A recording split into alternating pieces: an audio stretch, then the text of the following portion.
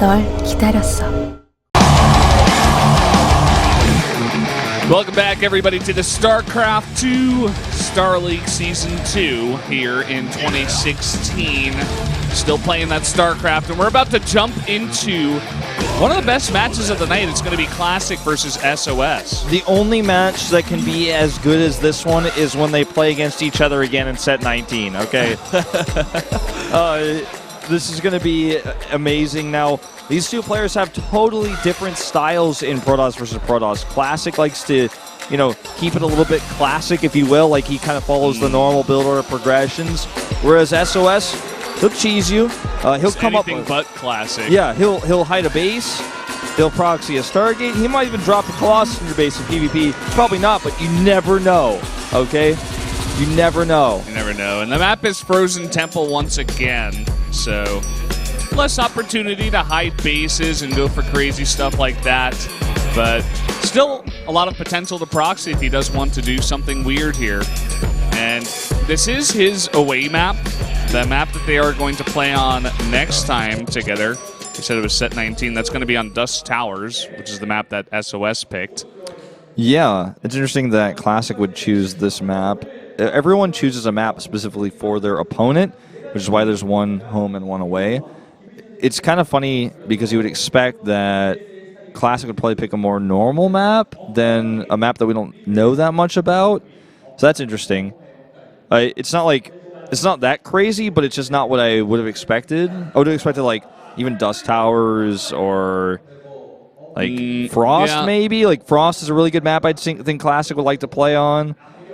He's probably got some planned here.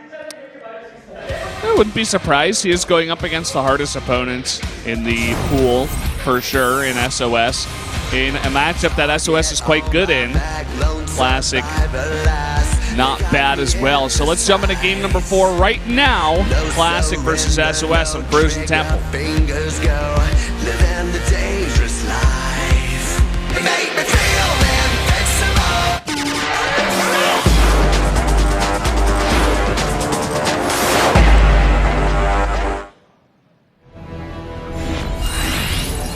Frozen Temple here once again for the 3rd time in a row. Down here in the bottom right in the red, our Protoss player from, I'm not sure which team. It's Classic.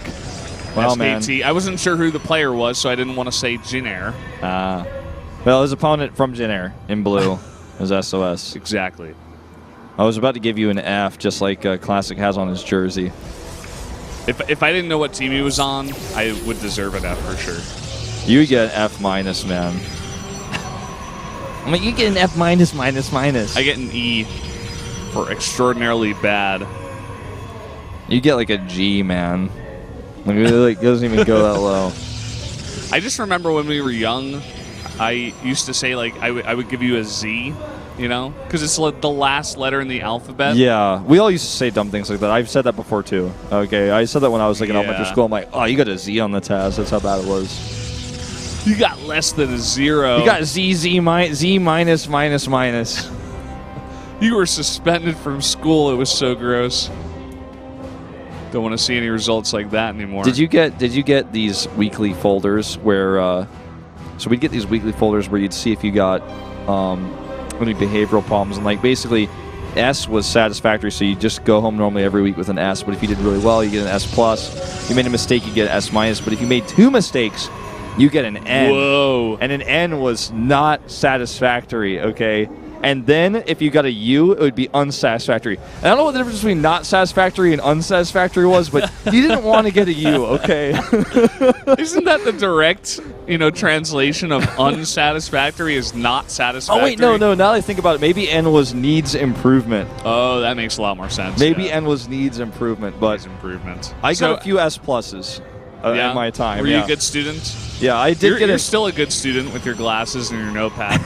That's right. Coming in here prepared for class. I remember I got an N once, and I was scared to show my parents, so I just left the folder at school on purpose, and then when I brought it back, they were like, oh, you didn't get the sign? I was like, oh, I left it here. It was a mistake. And they couldn't say anything, and then I just got off the hook. What were they going to do, make me bring it back like the next time? No, it was fine. Yeah. Anyways, in this game we have Twilight Council versus Stargate. in what may be the best game of this group. It is going to be the best game. Is this game going to be an S or an S+, though? That's the question. Didn't you say there was S++? Or was there just S+? No, there was just S+. Okay. No S++. I don't know about this folder stuff, man. I was homeschooled until 9th grade, so I don't do the folders. You probably are much better off for I just it. got reprimanded by my mom. That's what happened to me. He's gonna get. He's gonna sack. Nearly gets 5, and then misclick there on the last one. Dark Shrine and a cancel. SOS. This is the away cheese. Here comes the Bringing it back. He wants to see if there's any detection. There's only an Oracle for that. Gonna go ahead and recall home. And he's like, Oracles can detect.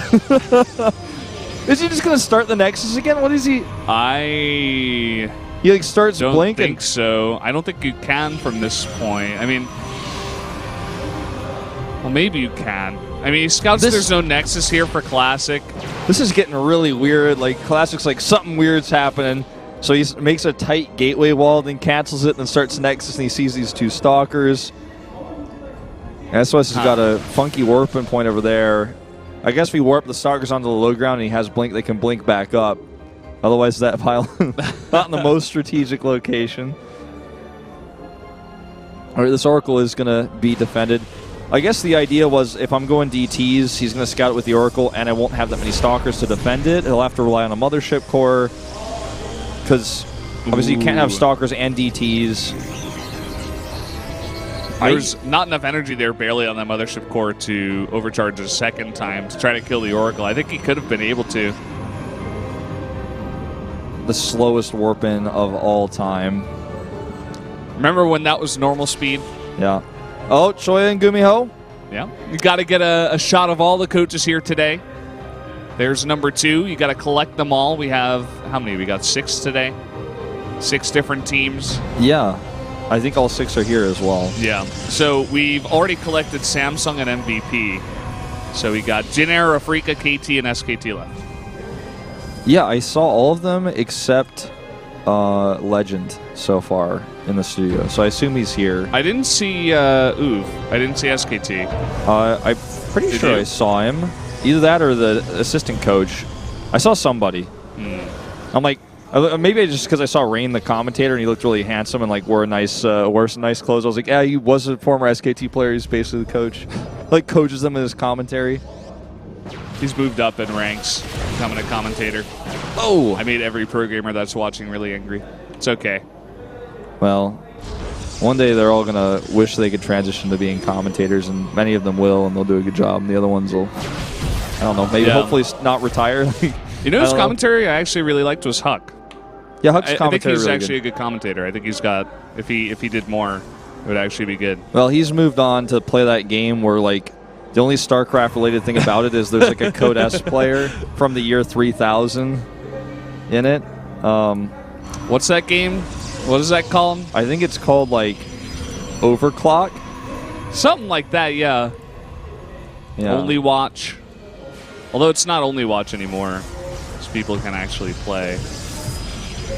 Well, look at this. Only McCree. Adept comes in here, doesn't see anything. Only McCree.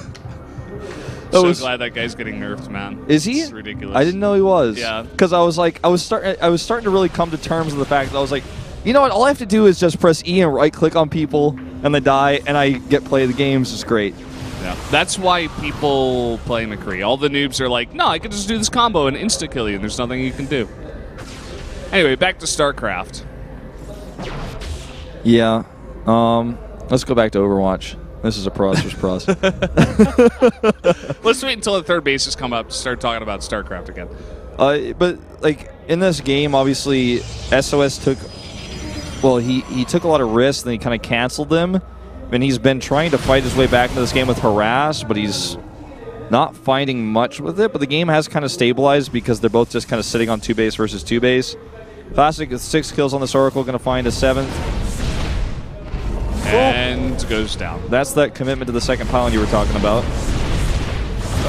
He tried to find a little angle in here. He's not going to find it. Oh! It's 2 kills, though. 2 more. Goes up to 4.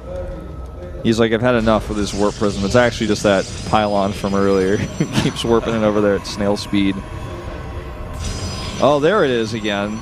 Not put in the same spot. Maybe he just wanted to renovate his base. The feng shui is better if the Dark Shrine is near the Twilight Council. Because if it's too far to the left side, it really messes with the Zen. And you won't be wealthy. Which means you won't take a third base. Like, you know. It doesn't really make sense for $$, Although he is all about the dollars, so you could make an argument there. And this Dark Shrine is going to be quite interesting. We see it later on in the game usually, just to harass when your opponent is on 3 bases, even 4 bases. You want to, just pull him apart, try to get his army out of position so you can take advantage of that by getting yours into a better position, of course. But we see the Templar Archives is going to be made by Classic instead, the more classic route. Oh! He went and saw that pylon. I think that's a warp prism that's going to the top right now. That's coming now down towards the Phoenix to make DTs, right? You see what I'm talking about? It's coming in. Oh, no, it's just a Phoenix Scout. Too small, too fast. So, Stalker's still out on the map, going to snipe another probe. But Classic's still very far ahead. It's not too often that you see a player up 20 supply in this matchup this early on. It's all Army, too, because neither player has secured a third base, and Classic is taking his first, while as he's pylon blocked, the base of SOS. SOS going to have to blink away here, not even going to find a pylon. But we'll get this pylon, I guess, so he can finally re-secure this location and take a third base. And he is getting the faster Disruptor tech. But in PvP, like, Disruptors obviously are the go-to AoE when it comes to big battles in the middle of the map, but I'm not entirely sure if with the lack of support he has for it, if he can make this work. Because if Classic gets wind of this, he's going to start pressuring and using his hold position micro and just dodging Purification Novas. I mean, what SOS has with this is just pure Blink Stalker, so it's going to be that hopscotch dodgeball style. Against the more standard. And here we go. DT's coming in. This is exactly what SOS wanted. Already 4 kills at the natural, 5 kills, and he's got one in the main too. This is such a big problem for Classic. Looks like Classic is actually just going to go for the attack. He realizes, okay, I can't defend this at home. Forcefield's going down to try to delay this attack. And I believe he has an observer with this army. That he does. That's a SOS observer on top of it right now, though. And in fact, he does not have an observer with his army. Oh, wow. And you're right. He has only this one at his base, which didn't even save him. And in one moment of sloppiness, Classic is totally dismantled. And we'll have to go home. 21 probes die, and he's down to 28. He has not much of an economy anymore. He's like just not even dealing with these DTs at all. I mean, it gets out alive. One of the DTs that was at the third base gets out alive, and it's got 7 kills. It's a mentor. How many DTs are left until the other ones died? Yeah. Okay, so the other ones died. That Nexus took a little bit of damage.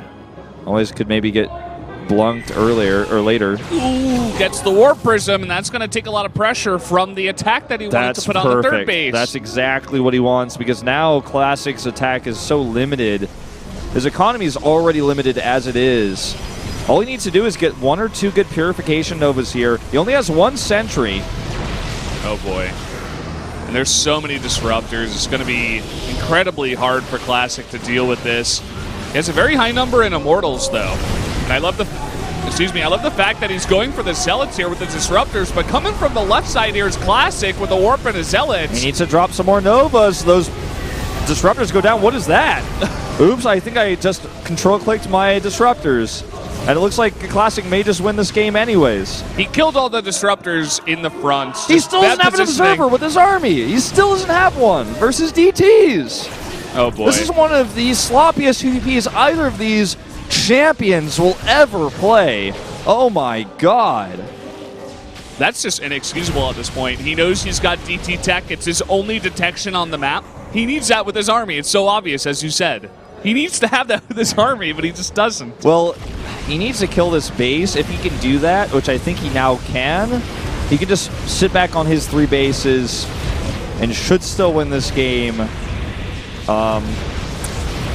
What I basically spoke my qualms about the Disruptor tech earlier. Oh god, this Warp Prism out of position. You walked all the way up to the top, but still, Zealots surrounding the Stalk army is going to force a blink. It's a blink back. Gets an Archon, trades a bunch. Oh, nice that split there from Classic, only gets one Zealot. But I spoke my qualms about the Disruptor tech earlier. It's like if you just get overwhelmed and you just end up fighting at a bad angle, you can lose that fight, especially when you don't drop your Novas in your front two, and then your third one drops hits and almost kills all your Stalkers from behind. Like, that was one of the worst fights I've ever seen SOS execute, and Classic was on his last legs. He lost half his probes. Then he killed the Nexus after that weird engage from SOS. Could have won the game, but didn't have detection, so the DTs kept SOS alive. And now Classic's back at home, lost a few more probes to that DT that sneaked in. And now we're like basically even with a pretty big advantage economy-wise to Classic. And actually, he takes the lead in army now as well. I think this might just be a done deal as long as he can keep his observers with his army. Yeah, SOS really on the back foot here. He was trying to put the Nexus up at the top, actually, while the army of Classic was still out on the map. But once the recall came in, he just dropped it at the regular location. Now he's going to go for a Templar Archives. It looks like he wants to go into a more standard composition here. Yeah. Try to just fight straight up with Classic, but he's definitely behind. Now, for sure. I do want to point out that Classic has 4 observers now, so DTs should not be an issue anymore. Yeah, should not. I'm glad that you put it that way, because we've seen crazier things. I remember Creator versus Zest, where he killed all the observers and warped in DTs and killed a bunch of Colossi. Do you remember, that was a crazy game. Do you remember Classic versus SOS in the Star League Season 2 of 2016, where he walked across the map without an observer versus DTs and we saw him lose his whole army? All right, here we go. Yeah, this is his only chance. That game with you. This is his only chance to he has to crush this fight. SOS needs to with good purification Novas. That gets 2 units. That's not enough. Look at this lift on the Disruptor at the front. And the Zealots from the left side once again just getting in the face of SOS. Another lift on the Disruptor. He switched into Phoenixes just for this alone because he knew this was the only problem was his tech, the Disruptor tech, and he just removes it from the fights. And that will be game here. Classic will take a second one. GG. And I know that's SOS's hardest game of the first round robin, but SOS is currently 0-2 in the group. A guy that we said could be the favorite if it was not Classic. Classic sitting at 2-0 with the one away win. Yeah, both of these losses are PvPs, but that's the issue. This is a PvP group. This is going to be the matchup we see by far the most today. Yeah. With 4 pro losses in this group, so game number 1, I'll give it to him. He played a pretty solid game, and actually Hurricane played insanely well. Like, I was really impressed. Yeah, nice style there. In that second game, both